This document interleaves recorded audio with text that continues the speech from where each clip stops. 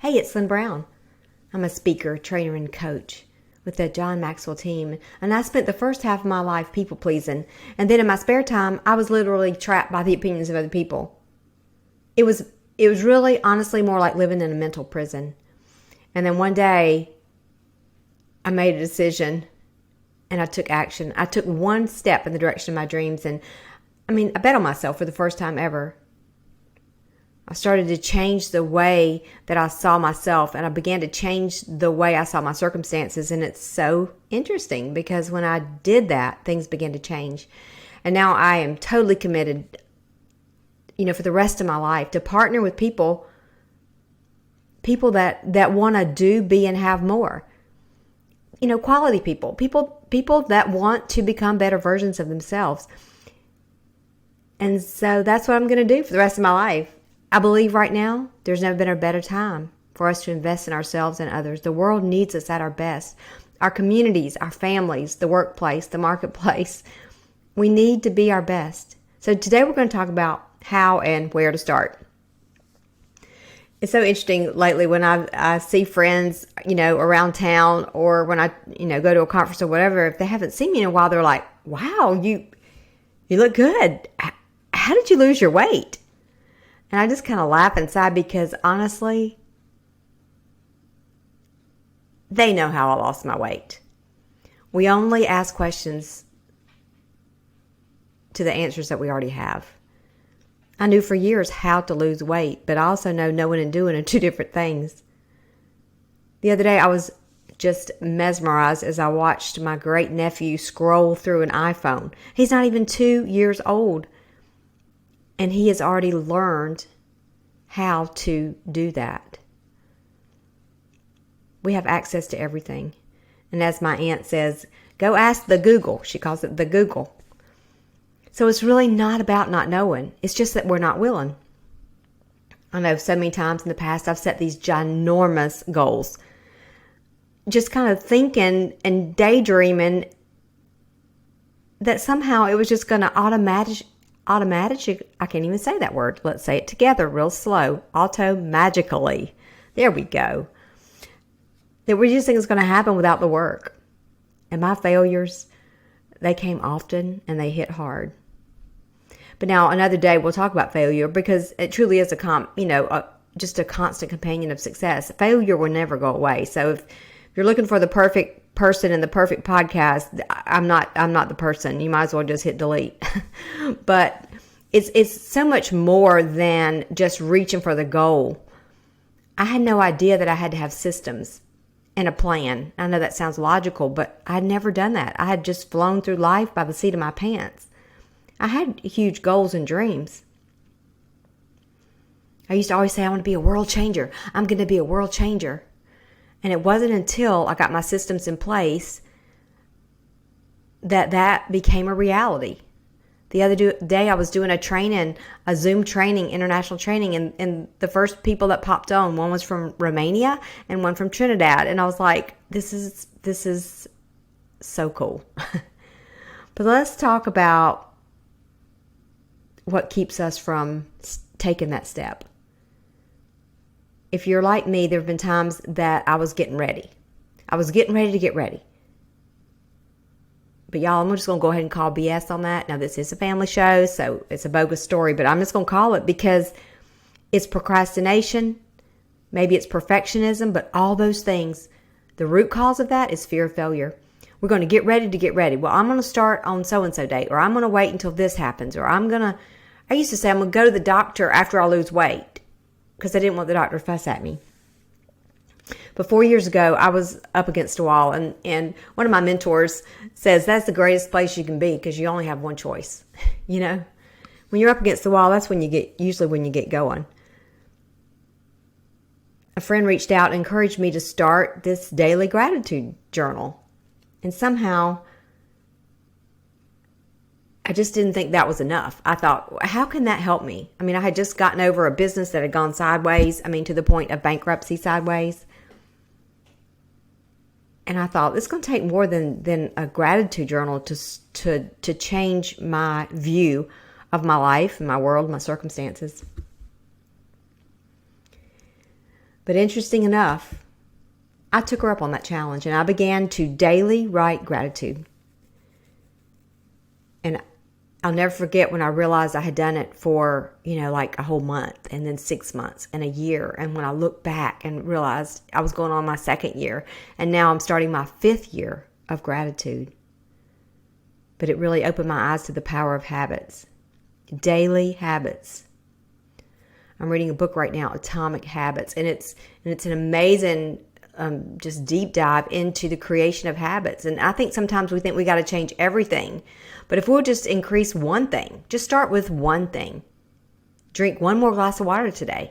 If you do that every day for a year, you're going to increase by 37% by the end of the year. Losing weight is just an easy subject to use it as an example. So over time, if you consistently and improve on a behavior, whether it's walking maybe 15 minutes a day to start out with, or not eating a whole row of Oreo cookies, maybe just eating half a row. I don't know what the thing is, but at the end of the year, you will see results. And oftentimes, I know in the past I've gotten discouraged. Maybe I've been working out for a month or walking or doing whatever, or leaving off, Ruffles potato chips dipped in birthday cake icing or whatever the thing is. But I'm not, maybe I wasn't wearing my jeans yet. Wasn't fitting into my jeans. And we start to lose that momentum. We start to think it's not working and we start to reach into the potato chip bag. Or maybe it's something at work and you're working on a big project and it's not coming together. And so you just start thinking, well, you know what? Maybe I'll wait till the 3rd quarter to start this, or whatever your thing is. It might not be health related. It might be in a relationship. It might be at work. It might be your finances. I don't know what your thing is. But just because you hit the plateau doesn't mean it's not working. We have to focus on these systems that we have in place and making sure that they're solid, because it's not just reach the goal and then quit and go back to eating potato chips. I've done that a million gazillion times. That's why it took me 25 years to lose my baby weight. And my child's 25 because I had to get to that place where I put the systems in place in order for it to work. But just improving, y'all, even if it's just a little bit, it compounds. Consistency compounds.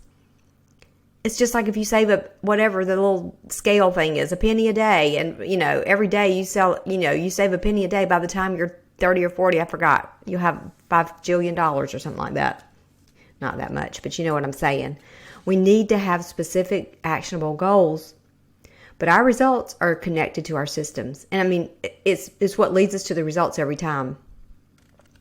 If we are a coach of a team, we don't focus on winning the state championship. We focus it on every day, either making more free throws or running a faster 60-yard dash or whatever the sport is, whatever the thing is. We focus on those daily individual improvements every day. And it impacts the results. But so if you only focus on the end, the score or the scale or the balance in your checking account, whatever the thing is, and you don't grow and improve every day, it's a pipe dream. Goals are imperative to set us in the direction that we want to go. And I never wanted to sit down long enough to create the goal, create the plan and the systems. I just wanted to take the shortcut and get there. But winners don't just focus on the goals. Your success is hidden in your daily routine. And sometimes you got to sit really still and look at your daily routine. If you're stressed out because when you pick those kids up from school, then you have to go to the grocery store, what could you do different? Sometimes we don't what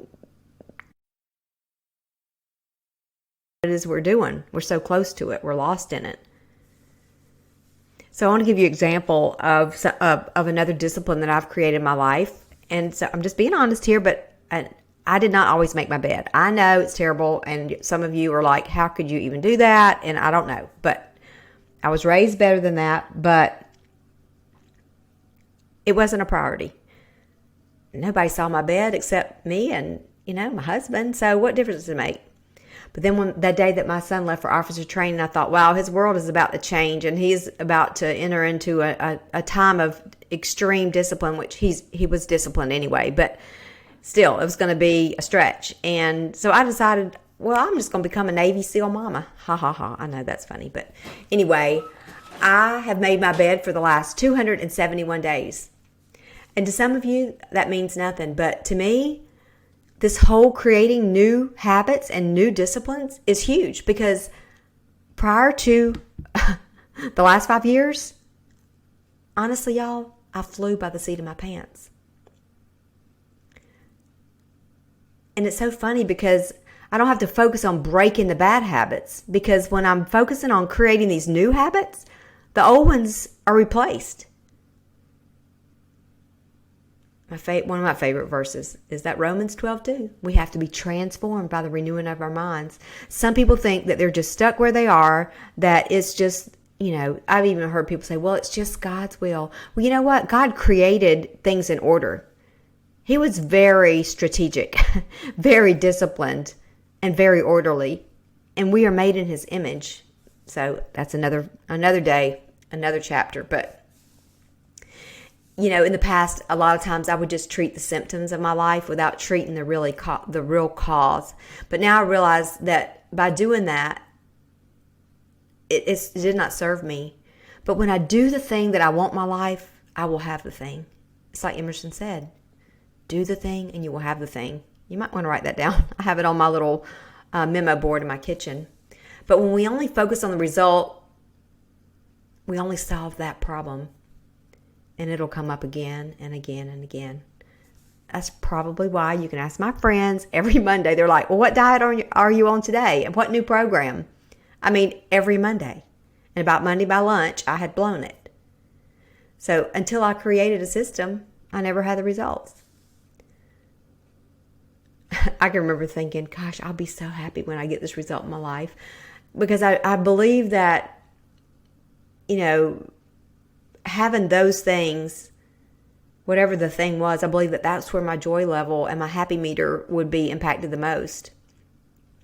I thought my happiness was because I would reach the goal, but it's really not true.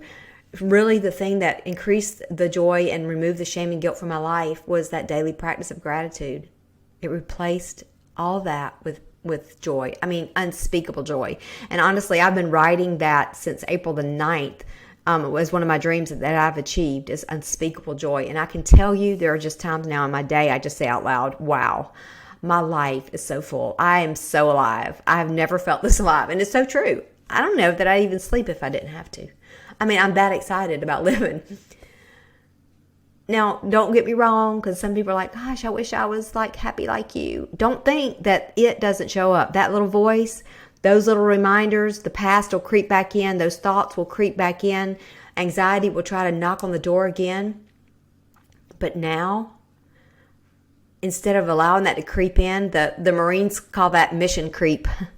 And instead of allowing those thoughts to creep in and take over my mind, which take over my results, my emotions, and my reactions to everything, I'm equipped. I'm equipped to change and redirect my thoughts.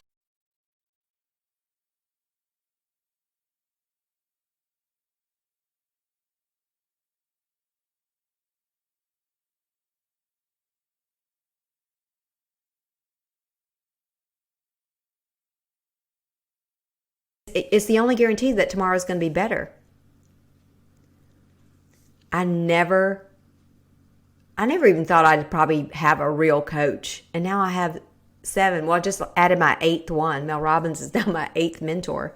But I have 7 that I am actually on a phone call with and can, communicate with and learn from and mastermind with and think. They're my thinking partners. But it's made such a difference in my life. Now, of course, I am a person of faith. So I just to clear the air, if anybody's thinking, oh, she seems like she's so over into the world. No, I'm not into the world. I am living the designed life that God created me to live. And he has put these people into my life to encourage, equip, and empower me. So I give him all the glory for that. But pretty much it gets down to this. I mean, when you get sick and tired of being broke, busted, and disgusted, or whatever your thing is, you're going to change. So what is just one thing that you could do today to move you in the direction of your dream? Maybe go through your closet and donate a big bag of clothes that no longer serve you. Maybe drink an extra glass of water. Hydration is very important. It's one of my health hacks, and we'll talk about that another day too. But, go on YouTube. Watch one of, my mentor, John Maxwell. Watch one of his videos on the 15 laws of growth. Watch Mel Robbins, Rachel Hollis. I mean, there are a million, bazillion people. Read a chapter in a book. Hire a coach. Message me if you want more details about that. I'm opening up partnerships right now. Write someone a thank you note. Or write down something you're thankful for. Until then, remember, get gritty. And gritty is the new pretty. This gritty movement started with gratitude. And by the way, that's what the G in gritty stands for, is gratitude. I'm thankful for you. I love you and I believe in you. I'm off to the Empowered Living live training in Orlando. So I'll be tuning in from there sometime over the weekend, but I'm going to grow. I invested in myself and I'm going to grow. I love you guys. See you soon.